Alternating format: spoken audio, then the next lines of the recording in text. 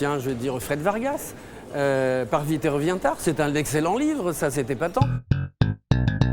Notre séquence échec et maths, alors notre question ce soir, comment faire aimer la littérature? Messieurs, vous êtes là pour ça, vous êtes là pour nous faire aimer la littérature. Alors d'un côté, Charles Dantzig, 43 ans, poète, écrivain, éditeur, notamment responsable des Cahiers rouges chez Grasset. Et vous publiez ce dictionnaire égoïste de la littérature française, qui est un des succès de la rentrée, on peut le dire. 1000 pages de parti pris égoïste.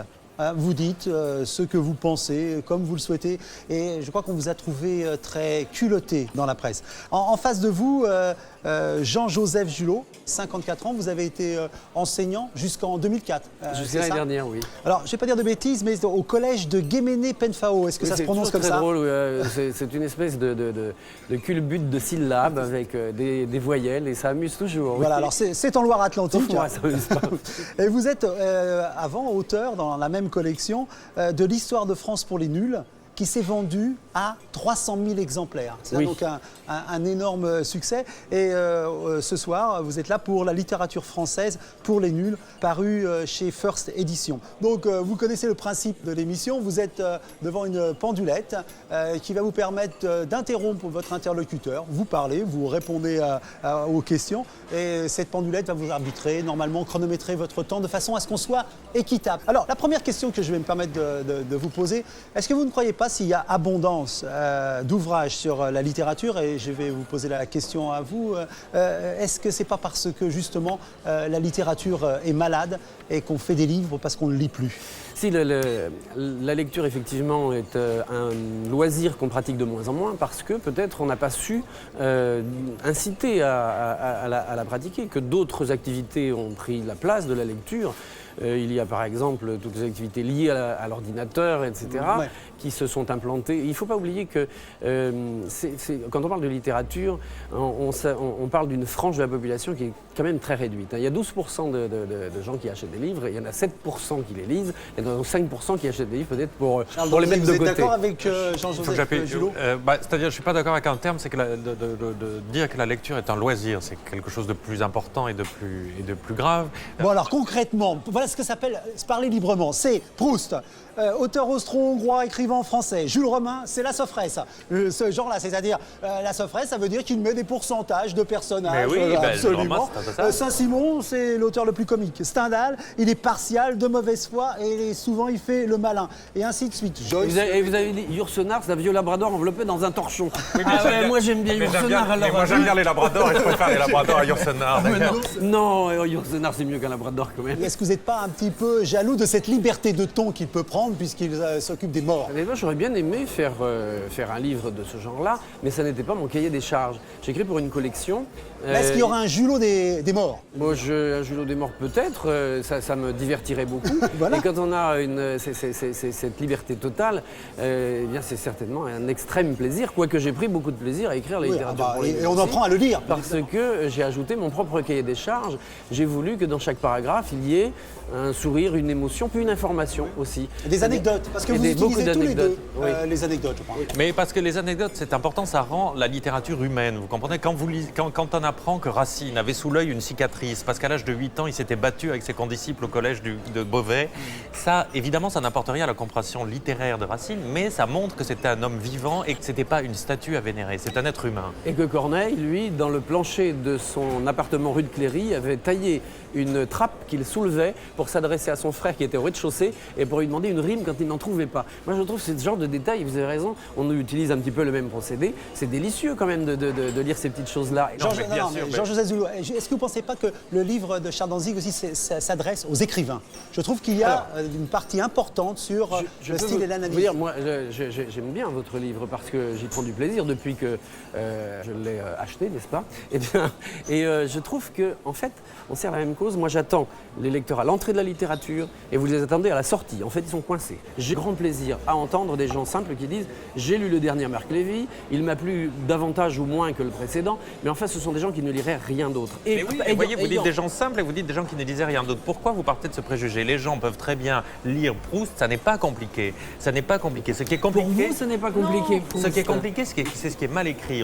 On a du mal à lire un livre qui est mal écrit. Proust, ça n'est pas mal écrit. C'est passionnant. Il n'y a aucune raison de dire que des gens simples ne pourraient pas lire ça. C'est pas vrai. Mais je n'ai pas dit simple avec condescendance et mépris. Non, non, c'est pas ça. C'est parce que je voulais dire qu'il y avait des gens qui n'avaient jamais lu, parce qu'ils n'ont pas forcément eu un cursus scolaire qui les a conduits vers la lecture, et que peut-être sur le tard, ils s'y sont mis grâce à des écrivains, qui ont écrit simplement. De cursus pour lire. Il y a des tas de gens qui lisent et qui n'ont pas besoin de ça. Vous et moi, vous devez recevoir des lettres de lecteurs qui n'ont pas de diplôme. Oui, la génération vous ne spontanée du respectez lecteur. pas les lumières tous les deux là. Hein. Vous êtes en tout cas des élèves indisciplinés.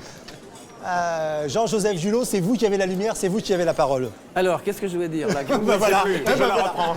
Je la reprends. Puisque... Non, mais je suis vraiment persuadé de ça. Il n'y a aucune raison de penser que certains auteurs sont compliqués et accessibles à un certain type de gens. Les gens que vous appelez simples sont tout à fait capables de lire Racine, Proust et des choses comme ça. Seulement, ils ont encore faut-il les y conduire? Mais non, parce qu'ils ont une idée intimidée des choses. On leur dit Proust et c'est un mot qui cliquette comme ça, qui les intimide parce qu'ils se disent c'est compliqué, c'est pas pour moi. Ça n'est pas vrai. La littérature est une chose très simple. N'importe qui peut prendre Proust. Évidemment, il faut prendre un peu de temps pour le lire parce que ça fait 3000 pages, mais ça n'est pas compliqué. C'est à la portée de tout le monde. C'est de l'idéalisme, ça. C'est de l'idéalisme. Il faut quand même une initiation, il faut quand même une motivation. Il faut qu'il y ait un peu une connaissance des auteurs pour qu'on puisse aller vers eux. Vous n'allez pas quand même imaginer quelqu'un qui se ruerait dans une librairie et qui achète comment vous avez fait, comment j'ai fait? Moi, quand j'étais petit, je volais des livres dans la bibliothèque de mon père. Parce que vous êtes une exception, c'est pour pas ça. du tout. Bon, j'ai le droit de dire que j'ai lu Proust pour une très très mauvaise raison, qui était qu'au lieu d'acheter une maquette d'avion, un jour j'ai acheté Proust parce qu'il y avait une petite fille qui achetait Proust et je trouvais ça anormal qu'elle le lise et j'ai lu tout Proust. Eh ben, c'est une très non, bonne mais raison. je vous donne cette mauvaise raison de lire Proust. Non, mais c'est une très bonne raison et ça montre encore, c'est un cas qui montre qu'il n'y a pas de prédéterminisme sur les lectures. Je l'espère. Bon, alors moi je vais maintenant vous donner un sujet. Les femmes. Je trouve, Charles Danzig, que les auteurs femmes sont très maltraités dans votre livre. Est-ce que vous avez conscience de ça? Non, pas du tout. C'est une chose qu'on m'a reproché à cause de Colette en particulier, mais ça n'est pas vrai si vous prenez ce que je dis de Madame de Staël, dont je dis que c'est un des meilleurs écrivains de la littérature française, ce que je dis de Louise Labbé, ce que je dis de beaucoup d'autres. Et d'ailleurs, la plus grande preuve que je ne suis pas misogyne, comme un critique l'a dit, c'est que j'ai été sélectionné dans le prix Féminin. Ça me paraît la meilleure des preuves. Yourcenar. Oui, mais on a le droit de ne pas aimer Yourcenar. Bien sûr. Pardonnez-moi. Et d'ailleurs, quand je dis du mal de Yourcenar et de Colette, Colette est une femme qui a laissé mourir sa mère, qui était quand même d'une férocité sans nom. Vous êtes dans la morale?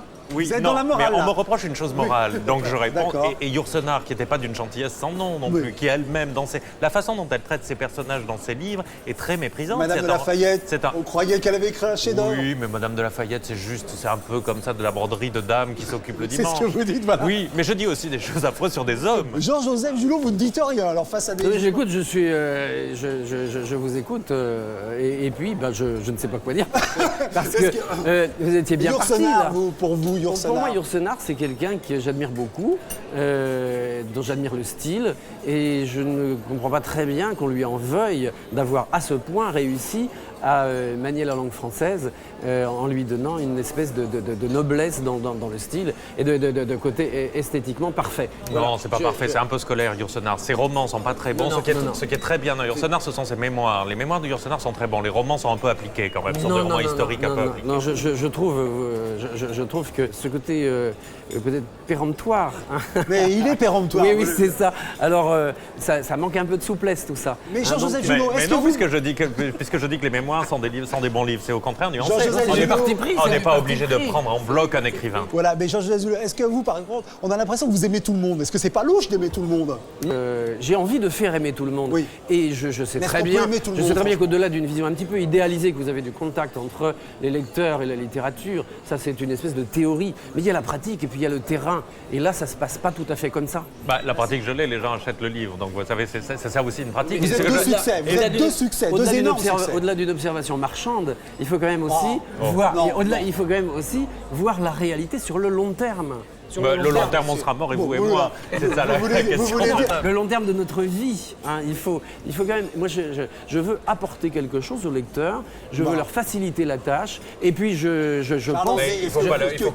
On peut aussi. C'est précisément le fait qu'on exprime des avis et qui ne sont pas universellement bons et sucrés que les gens trouvent comprenne qu'il y a un goût et Moi, je vais vous dire, chacun peut avoir les siens. je fais confiance à l'intelligence du lecteur. Je n'ai pas besoin de lui dire ce qu'il doit penser d'une œuvre. Il est capable de le faire, il est assez grand. Je ne juge pas. Ils vont connaître l'auteur, ils vont aller vers les livres et ils se feront leur opinion tout seuls. Je voudrais, sur un plan positif, que vous disiez chacun, l'un après l'autre, Jean-Joseph, si vous voulez commencer, quel serait le livre que vous conseilleriez à quelqu'un qui se serait peut-être un peu éloigné de la littérature et que vous aimeriez bien ramener à la littérature. Admettons, tiens, je vais dire Fred Vargas. Par vite et revient tard, c'est un excellent livre, ça c'était pas tant. Moi j'ai passé quelques heures de bonheur à lire un maître du roman noir, roman policier un français. roman policier français, et c'est une excellente... Chez Viviane Ami. Oui, chez Viviane Ami. C'est un excellent petit tour dans la littérature parce qu'elle écrit très très bien. Et puis se remettre, c'est quelqu'un qui aurait, vous dites, peut-être besoin de se remettre en jambe avec la littérature. Oui, je pense que c'est une très bonne médiation. Voilà.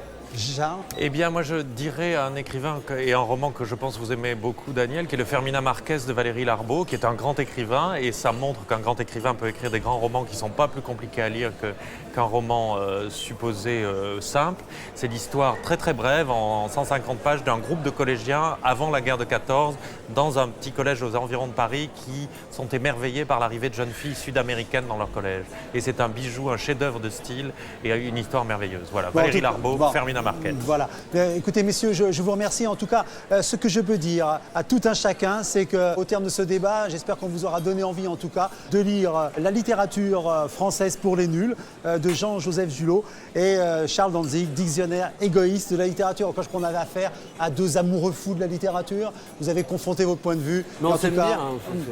En tout cas, je vous remercie, messieurs. Merci, et comme on Daniel. fait, au terme de ces débats, je vous demanderai de vous serrer la main, s'il vous plaît. Avec grand plaisir.